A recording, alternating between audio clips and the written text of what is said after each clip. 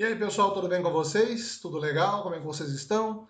Como é que foi a semana da comunicação? Tudo bacana? Muito bem. Hoje a gente vai continuar seguindo com as nossas aulas de teoria da comunicação, mais ou menos fechando já o ciclo que eu comecei algumas aulas atrás, falando sobre a questão das imagens na publicidade, sobre a ótica da teoria da comunicação e um pouquinho da semiótica também, mas evoluindo um pouco agora, teoricamente, dentro do campo da psicologia humana, diferentemente do que a gente falou de pareidolia há duas semanas atrás, tá?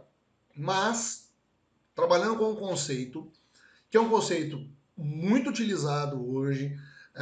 Existem campos vastos de pesquisa neste campo que vai falar sobre psicologia, publicidade, comunicação, percepção humana, neurolinguística, enfim, que é a Gestalt.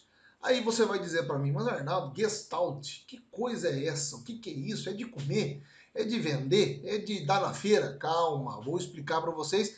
E aqui a gente já tem logo na abertura, né, o que significa mais ou menos a Gestalt, né? Ela vai trabalhar com percepções de unificação das formas, de fechamento da forma, proximidade de sinais para significarem alguma coisa, sinais de continuidade quando eu observo, a segregação ou a semelhança entre alguns elementos, enfim. Vamos entrar agora rapidamente na teoria para vocês entenderem aonde é que chega a Gestalt para o nosso campo, tá? Gestalt, então, ou gestaltismo, vamos colocar, tem origem de forma alemã. Foi pesquisado por três pesquisadores, três psicólogos alemães. O Wertmer, o Keller e o Kurt Koffa. Kofka, falei errado. Esses caras criaram uma linha teórica dentro da psicologia que dizia o seguinte, olha, Gestalt em alemão significa forma. Mas a teoria da Gestalt significaria a teoria da boa forma, ou seja, a teoria que unificaria a forma nas formas para a percepção do ser humano. Até aí tudo bem? Avançamos. Uma doutrina que defende que, para se compreender as partes, é preciso antes compreender o todo imagético.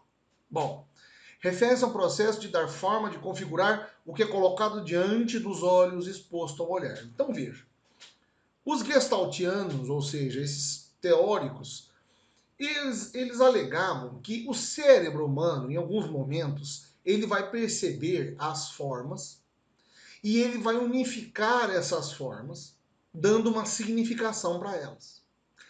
Diferentemente da pareidolia, que na verdade eu enxergo aquilo que eu vejo, né? E eu, de acordo com o que eu quero enxergar, eu vejo, né? A Gestalt trabalha não, com um planejamento mesmo. Eu preciso unificar essas formas de alguma maneira para ela fazer um sentido para o meu leitor, para o meu receptor, para o meu visualizador. No Brasil, nós temos dois estudos, duas linhas de estudos. Um livro foi publicado em 94, o Arte e Percepção Visual, pelo Rudolf Harnheim, que é um alemão também, mas há um professor nacional aqui, que é o João Gomicílio, que trabalha com essa obra Gestalt do Objeto.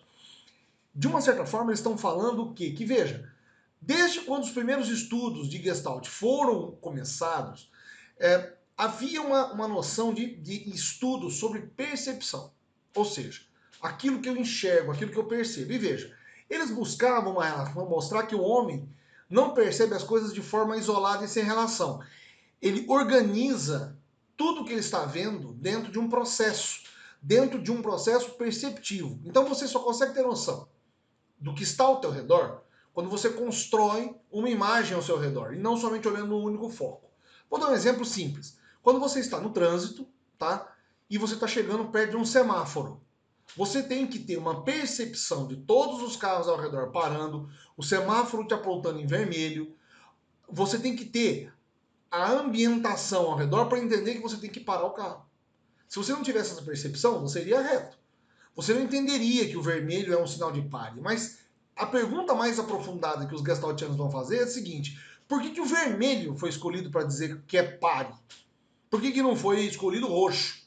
Por que não foi escolhido o laranja? Por que não foi escolhido o próprio amarelo? Ou o verde ou o azul? Por que o vermelho significou aquilo? Veja, há explicações razoáveis para isso.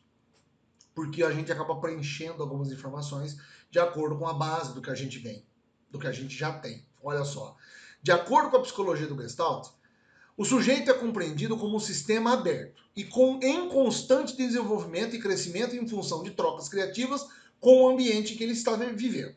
Ou seja, ele é um ser relacional que interage com o mundo através de sua percepção dele, através de sua percepção do mundo, tá? A percepção não é um processo fotográfico, mas é uma operação que consiste em reunir e ajustar as informações visuais e compará-las com o vasto mosaico de imagens que a gente tem na cabeça. Quando eu vejo essa imagem aqui, que está sendo projetada para vocês da Coca-Cola, eu preciso olhar a imagem como um todo para imaginar que existe uma garrafa ali. Olha bem, a própria forma, o próprio cérebro preenche as formas. Quando eu foco somente no Coca-Cola e o feel it escrito, sinta isso, eu percebo a existência da garrafa. Mas é simplesmente uma tela vermelha. Por quê? Porque dentro dos meus mosaicos de informação, dentro das minhas imagens mentais, eu já tenho a formulação da ideia de uma garrafa. Veja. Olha como que o cérebro acaba preenchendo essas lacunas. Ele avança. A Gestalt também estuda a capacidade do olho e da mente humana de reunir, ajustar os elementos e entender os significados de tudo aquilo que está ao meu redor, constituindo a base do design e tornando possível o layout de um anúncio. Então veja, você que vai ser publicitário, você vai ser comunicador, tem que entender de Gestalt. Ou seja, você tem que entender que as formas que você vai colocar numa campanha publicitária, numa imagem, numa construção imagética, vão fazer com que, às vezes, o cérebro humano preencha essas informações. Só vocês olharem nesse gráfico aqui que está ao redor de vocês, olha só. Você consegue olhar as formas e preencher. Você consegue ver a esfera dentro dali daquele pote de espinhos, você consegue ver o quadrado, você consegue ver o círculo, você consegue ver a pirâmide dentro das formas arredondadas. Ou seja, o olho humano tende a agrupar as várias utilidades, várias unidades de um campo visual para formar um todo. Esse princípio conceitua a visão não como um simples ato de ver, mas como uma experiência criativa. Ou seja, o teu cérebro, o cérebro do seu consumidor, vai perceber as formas. E aonde eu quero chegar com a publicidade? Veja, qual é essa relação, então, entre Gestalt e a criatividade? É total. A publicidade é o ato de publicar as ideias, de colocar em prática as ideias de venda, tá? As ideias de um produto, as ideias de um anúncio. O que não está ligado somente a um processo de compra, uma vez que é feito através de espaços variados. Você pode colocar publicidade em vários locais: livros, cinema, história em quadrinhos, literatura, banners, em qualquer lugar. Principalmente agora na web. E inúmeros outros meios onde circula a informação. Aonde eu tenho acesso ao ser humano, eu vou ter acesso, de uma certa forma, à publicidade. E eu vou atingir esse meu consumidor, não somente com a, por exemplo, vou dar um exemplo, com a imagem, mas eu vou dar com a forma. Muitos de vocês, por exemplo, talvez na vida profissional, vão se especializar em embalagens, em produção publicitária de embalagens. A embalagem de um produto, ela fala o produto, ela fala pelo produto, ela apresenta o produto. Ela me dá mais confiança ou ela me dá mais rejeição. É uma área repleta de formas gráficas, representadas de forma criativa, transmitindo ideias e conceitos. E é o que eu quero mostrar para vocês agora. Eu quero que vocês observem essas imagens agora que a gente vai ver e vejam como que a publicidade foi feliz em trabalhar as mensagens que estão dentro. Não tem nada a ver com subliminalidade, como a gente falou lá atrás, e não tem nada a ver com pareidolia, ou seja, eu olho uma coisa porque eu me associo naquilo. Não.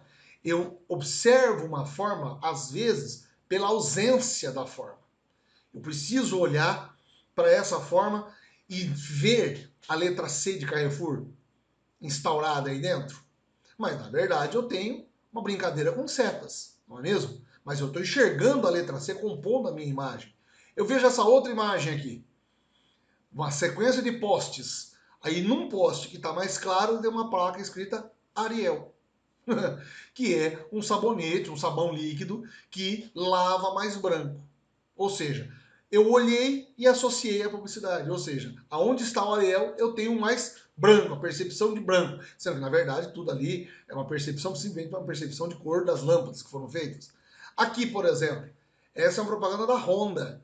Muito bem montada, muito bem produzida, antiga, inclusive. Mas mostrando, numa época em que a Honda estava com a ideia de que você, pilotando motos, você pilotava asas, você criava asas.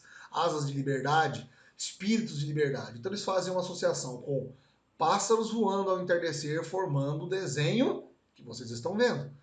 Então veja, o cérebro preenche. Eu sei que pássaros voam, eu já tenho um referencial na minha mente que o pôr do sol é o local dos pássaros voando, eu olho essa cena e eu construo o logotipo da Honda daquela época, já mudou depois, né?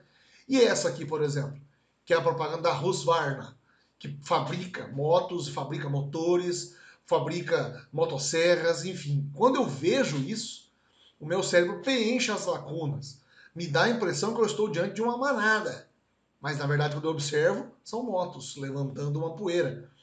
Então, o cérebro bate o olho na imagem e ele mesmo produz a mensagem, certo? Porque as formas que me são colocadas preenchem as lacunas da falta de informação que eu tenho.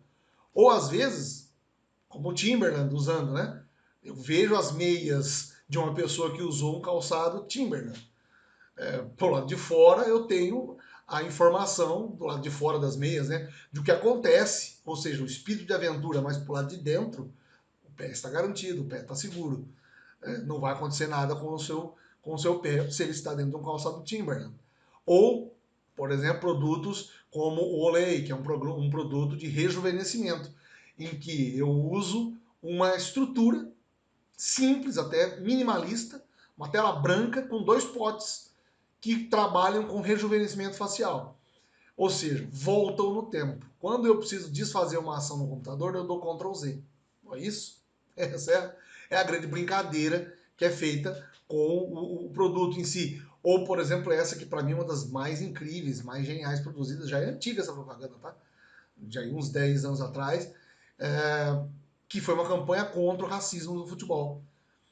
A suástica estando presente perto de um desenho de bola de futebol. Ou seja, a suástica que mais nazista, que mais preconceituosa, regime preconceituoso que foi do que o nazismo, do que está aí simbolizando essa imagem para vocês. Enfim, o Gestalt é interessante e ele é importante para que vocês conheçam e vocês tenham noção da presença dele. Não é um objeto único de estudo nosso, tá? A teoria da comunicação, como eu tenho falado, ela é muito ampla, mas eu preciso apresentar para vocês todas as nuances dele. Nós estamos encerrando agora essa parte imagética, certo? Nós vamos trabalhar agora com o cinema nas próximas aulas e a gente vai conversar sobre eles no futuro, daqui uma semana, na semana que vem. Mas é importante você perceber, veja bem, notar tudo que está ao seu redor e entender que você faz parte de um processo publicitário.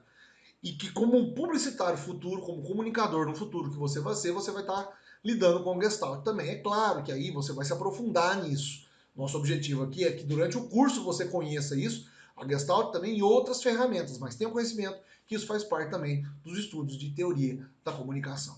Tá legal? Espero que vocês tenham gostado, pessoal. A gente se vê na semana que vem. Vão acompanhando o grupo, tá? Na semana que vem a gente volta a bater um papo legal. Espero que vocês tenham gostado. Um grande abraço, pessoal. Até lá.